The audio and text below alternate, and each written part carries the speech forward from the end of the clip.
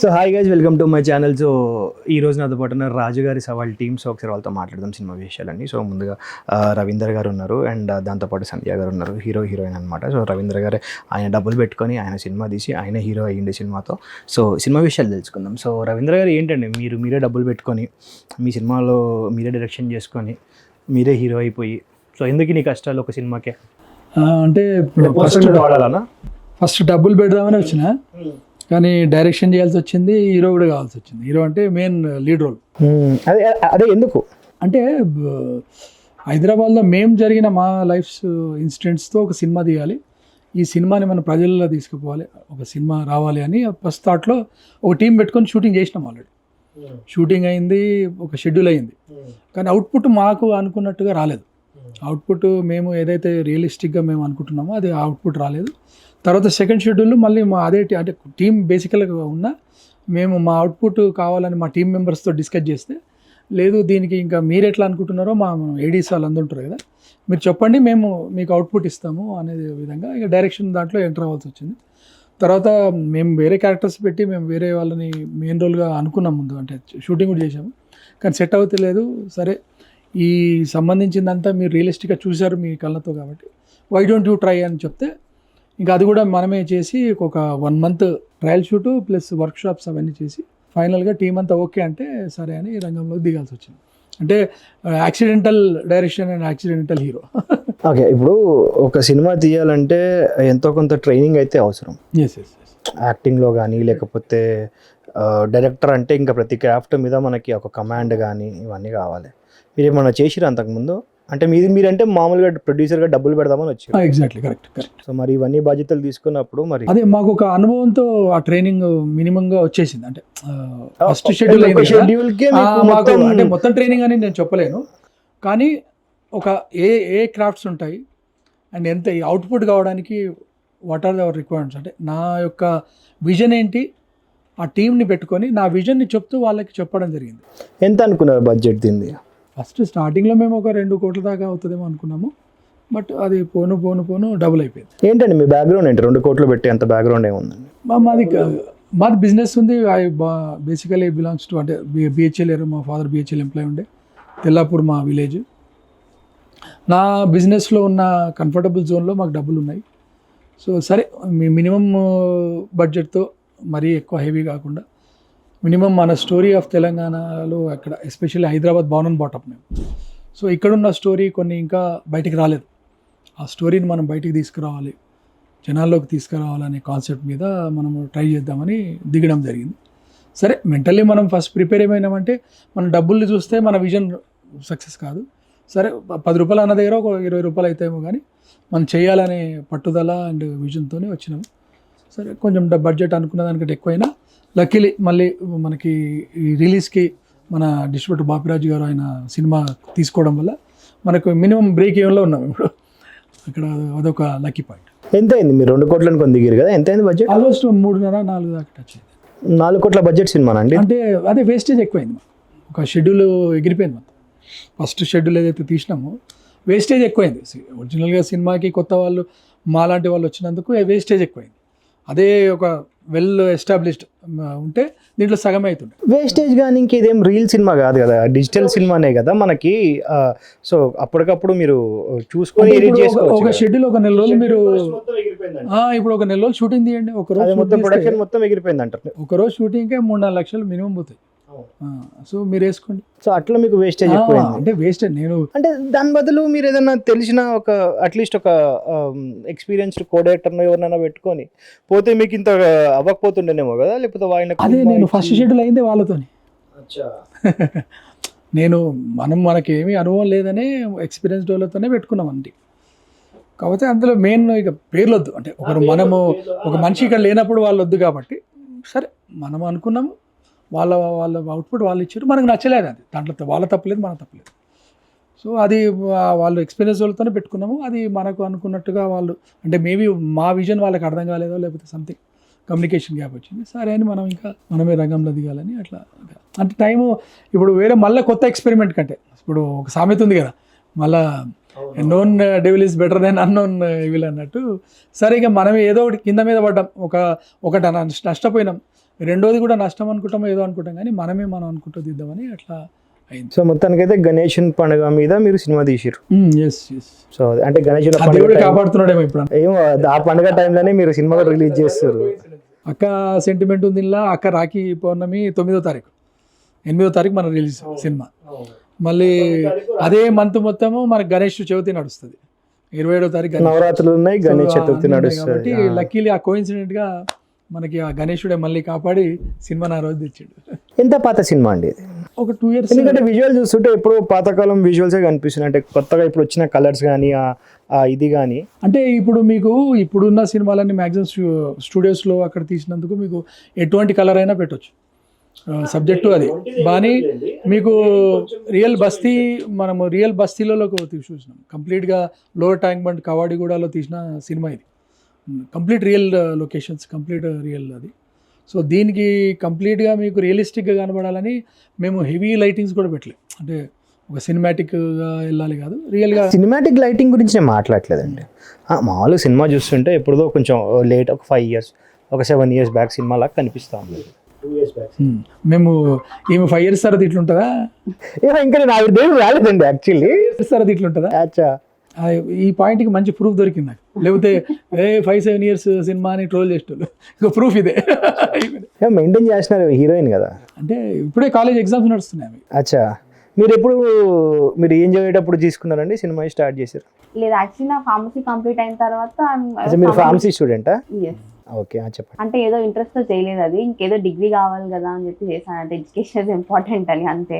Education is important అంటే ఏదో ఎలా చేస్తారండి, చదివే నాకు యాక్టింగ్ సైడే వెళ్ళాలని ఉంది కాబట్టి ఇంకా ఎడ్యుకేషన్ ఇస్ ఇంపార్టెంట్, డిగ్రీ ఒకటి తెచ్చుకోవాలి చేతికి అని చెప్పి మా ఇంట్లో చెప్తే అప్పుడు చేశాను అది. కానీ అప్పుడు కూడా నేను కొన్ని కవర్ సాంగ్స్, షార్ట్ ఫిల్మ్స్ ఇలా చేసేదాన్ని. సో దాని తర్వాత ఇంకా ఆ ఫార్మసీ అయిపోయిన తర్వాత కంప్లీట్లీ ఇంటి థియేటర్ యాక్టింగ్ చేశాను, ప్లేస్ చేశాను కొన్ని. తర్వాత ఎవరి దగ్గర చేశారండి? ఇక్కడ సంహారలో చేశాను, ఇంకా బీ స్టూడియోలో. సంహారలో చేశాను, బీ స్టూడియోలో చేశాను. సో తర్వాత అక్కడ ఫ్రెండ్స్ ద్వారా ఒక ఆడిషన్ జరుగుతుందంటే ఈ మూవీ ఆడిషన్కి వెళ్ళి ఫస్ట్ ఆడిషన్ ఇచ్చి సెలెక్ట్ అయ్యాను. ఫస్ట్ ఆడిషన్కి? ఏం సార్, ఫస్ట్ ఆడిషన్కి సెలెక్ట్ చేసిరంట మీరు? అంటే ఇప్పుడు ఇలాంటి ఒక థియేటర్ ఆర్టిస్ట్ని పెట్టుకుని కూడా మీకు ఫుటేజ్ వేస్ట్ అయింది, ప్రొడక్షన్ వేస్ట్ అయింది అంటే ఎట్లా సార్? అంటే ఆర్టిస్టుల పర్ఫార్మెన్స్ అనేది సబ్జెక్ట్ టు డైరెక్టర్ యొక్క ఎట్లా వాళ్ళతోని ఆ పర్టికులర్ సీన్ని ఎట్లా అయినా అవుట్పుట్ ఇచ్చిండు అనే దాని మీద ఉంటుంది. పెద్ద ఆర్టిస్టులు అయినా చిన్న ఆర్టిస్టులు అయినా ఆ అవుట్పుట్, ఆ డైరెక్షన్ మేము చెప్పింది ఒకటి వచ్చింది ఒకటి అంటే అది ఎంత మంచి ఆర్టిస్ట్ ఉన్నా అక్కడ సెట్ కాదు, ఎంత చెడ్డ ఆర్టిస్ట్ ఉన్నా కూడా సెట్ కాదు. సో ఆ విధంగా ఓవరాల్గా ఏంటంటే కంటెంట్ స్పీక్స్ బ్రదర్. మనకు కంటెంట్ నచ్చిందంటే end of the day content. మన కంటెంట్ మీరు 10 సంవత్సరాలు కాదు 20 సంవత్సరాల కింద సో ఇప్పుడు అతడు కూడా వస్తుంది. So it depends on the content. అది కంటెంట్ నమ్ముకొని వచ్చినాం బేసికల్గా.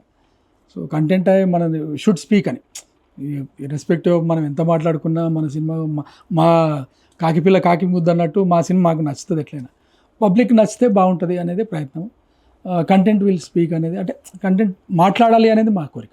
ఏంటి సార్, ఇప్పుడు గణేష్ చెందయ్యకుంటే నువ్వు లోకల్ లీడర్తో కొట్లాడినావు, నాకు అర్థమైన ట్రైలర్ చూసా, నాకు అర్థమైన స్టోరీ అది. చందా ఇయ్యకపోతే కాదు, అదే ఆ చందా మీద నా గణేశుడు ముంగట నీ గణేశుడు వెనుకకు ఇవన్నీ నడిచేటివే ఉంటాయి. ఇప్పుడు ప్రతి గల్లీలో మనకు జరిగే కామన్ ఇవి మనకు చూసేటివే ఇవి. వెరీ గుడ్ కామన్ స్టోరీ ఇది. పెద్ద దీంట్లో ఏదో రాకెట్ సైన్స్ లాంటి పెద్ద స్టోరీ ఏం లేదు. Simple common story, simple classic drama movie ఇది. మళ్ళీ once again common story, common people common story. Okay, అంటే ఓకే నార్మల్ ఒక హైదరాబాదీ స్టోరీ అనుకుందాం, మనకి ఇబ్బంది ఏం లేదు. కథ బాగుంటే ఎంగేజింగ్ ఉంటే సినిమా ఎవడన్నా చూస్తారు. ఇప్పుడు నేను కూడా నాకు ట్రైలర్లో చూసినంత వరకు నాకైతే ఎంగేజింగ్గానే కనిపించింది. ఒక అమ్మాయి కనిపించింది, మీకు ఒక మరదలు ఉంది, అయినా భవ్య రాజు. సో ఈ ముగ్గురు మధ్యలో నడిచే ఒక ట్రయాంగిల్ లవ్ స్టోరీ. దాంతోపాటు మా లోకల్లో నీ ఫ్రెండ్స్ అండ్ దాంతోపాటు ఒక మినిస్టర్. సో మాకు ట్రైలర్లో కనిపించింది అయితే మీరు మీ ట్రైలర్ కట్ చేసిన దీని మీద కట్ చేసారు. మాకు ఇంతవరకు అయితే మాకు అర్థమైంది. సో ఇది కథ అని మాకు అర్థమవుతుంది, మాకు ఇబ్బంది ఏం లేదు, దాంట్లో ఇంట్రెస్టింగ్గానే ఉంది. ఏం రాబోయ్ పొరాడు గల్ల పట్టుకుండు అని చెప్పి మినిస్టరే అంటాడు, నువ్వేం లీడర్ వీరాబోయ్ అని. సో ఇట్లాంటి డైలాగులన్నీ సరే అంటే ఆ మూతమరి మీద పోయినప్పుడు ఇవన్నీ మనకు నడుస్తూనే ఉంటాయి, మనం చూస్తున్నాం. అవన్నీ ఇంట్రెస్టింగ్గా బాగానే ఉంది, మాకు కూడా బాగా నచ్చింది. కానీ ఎక్కడో నాకు ఆ విజువల్ చూస్తుంటే ఎప్పుడో కొంచెం పాత సినిమా లాగా కనిపించింది. అదొకటే నాకు కొంచెం ఎక్కడో అనిపించింది. సినిమా మొత్తం చూస్తే మరి ఎలా ఉందో చూసి తెలుస్తుంది. సో ఈ సినిమాలో మీరు 3 పాత్రలు పోషించారు కదా, ఇప్పుడు డైరెక్టరు, ప్రొడ్యూసరు, యాక్టరు. సో దేనికి ఎన్ని మార్క్స్ ఇస్తారు? ఇప్పుడు పాత వాళ్ళు చేసింది ఏదో మీకు నచ్చలేదు, సో మీకు మీరు 100% మీరు సాటిస్ఫై అయ్యి మీరు ముంగడి దిగిర్రు, మీరు చేసుకున్నారు. సో ఎన్ని మార్క్స్ ఇస్తారు? ప్రొడ్యూసర్కి ఎన్ని మార్కులు ఇస్తావు, డైరెక్టర్కి ఎన్ని మార్కులు ఇస్తావు, అండ్ నీలో ఉండే ఒక హీరోకి ఎన్ని మార్కులు ఇస్తారు? ఇప్పటిదాకా చెప్పిన కదా, కాకి పిల్ల కాకి నచ్చుతుంది కాబట్టి నేను I'm expecting that marks from the audience. సరే ఈవెన్ అడుగుదాం, సో ఎన్ని మార్క్స్ ఇస్తారు? అది బెస్ట్. ఆయన ప్రొడ్యూసర్గా ఎన్ని మార్కులు ఇస్తారు? ఫస్ట్ ప్రొడ్యూసర్ అయితే 9/10. 9/10 ఇస్తారు. అంటే అడిగిన పేమెంట్ అడిగినట్టు ₹1 తక్కువ చేసి ఇచ్చిర్రు, అంతేనా? అసలు 9 ఇస్తారు. పేమెంట్ తీసుకోలే, నేను అసలు ₹1 కూడా తీసుకోలే మూవీ నుండి. ఆమె అసలు ₹1 ఇస్తానా కూడా తీసుకోలేదు. కావాల్సింది నా ఆమె పేమెంట్ ఇస్తానా కూడా తీసుకోలేదు. టాలెంట్ని ప్రూవ్ చేసుకోవడానికి చాలా సోర్సెస్ ఉన్నాయి కదండి. సరే దాని గురించి మనం మాట్లాడదాం. సో ఫస్ట్ ఇప్పుడు ఈ టాపిక్ అయిపోయినాయండి. ప్రొడ్యూసర్ గా అయితే 9/10. నా మంచి సెట్ లో అయితే మమ్మల్ని చాలా బాగా చూసుకున్నాడు. అడిగినట్టు చికెన్ బిర్యానీ, మటన్ బిర్యానీ. అది నేను తినను కాబట్టి నేను అవన్నీ ఏం అడగలేదు. Then as an actor he gave it was like 8/10. ఇది ప్రామిస్ చేసి చెప్పాలి. 8 ఖచ్చితంగా. సినిమా చూసినాక ఆడియన్స్ ఇగో ఇది క్లిప్ నేను షార్ట్ కట్ చేసి పెడతా, కాదు ఆడియన్స్ మళ్ళీ ఇది చూసి చెప్తారు. ఎందుకంటే ప్రొడ్యూసర్ అంటే మాకు తెలియదు కాబట్టి, డైరెక్టర్ ప్రొడ్యూసర్ అంటే మాకు తెలియదు, నువ్వేమి ఇచ్చినా మాకు నడుస్తుంది. ఎందుకంటే సెటిల్ ఎట్లుంటారు అనేది మీకు తెలుస్తుంది. యాక్టింగ్ అయితే ఇది మ్యాచ్ కావాలి, మీరు అన్నది మ్యాచ్ కావాలి. మళ్ళీ జాగ్రత్త ఆలోచించుకొని చెప్పు ఆన్సర్. ఎందుకు 8 అన్నానంటే మేమైనా మాకు ఒక ప్రాక్టీస్ ఉంది, థియేటర్స్ లో మేము చేయడం అవన్నీ జరిగాయి కాబట్టి మాకు ఒక ప్రాక్టీస్ ఉంది.